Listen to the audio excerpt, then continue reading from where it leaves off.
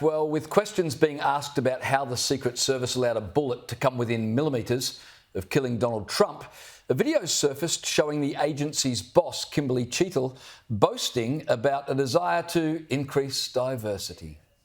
To expand hiring, they're aiming to have 30% women recruits by 2030 and even allowed YouTube influencer Michelle Carre to train with agents.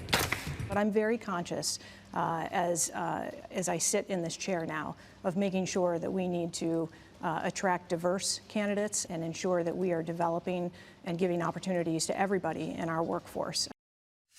Well, that explains a lot, doesn't it? The Secret Service website says that diversity is a priority that is critical to our success. I would have thought success is making sure shooters don't get within 120 metres of a presidential candidate with a clear range of sight. Well, look, you'd hope so. It kind of reminds me about ADF. It's about, hiring on diversity, not necessarily the people who could be doing the right job. But I think that clip will come back to haunt them now that when they conduct this thorough investigation into what's gone wrong here, because in the end, it's about the right person for the job. Am I right, James? I was struck by, and we showed the footage earlier of Trump being bundled into the vehicle to get away from the scene. And there were a lot of female Secret Service agents. I don't know if I can say this, Danica. You tell me if I'm out of line. But I'm not sure you want ladies being the first line of protection against potential shooters. Well, it wasn't just that from that vision, James. The woman was struggling with putting her gun back.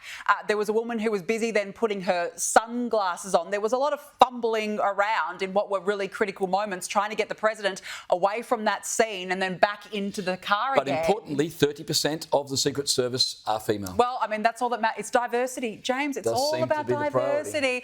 Now, look, have a look at this, James, because I want to ask you a very important question here. Who is your fighter?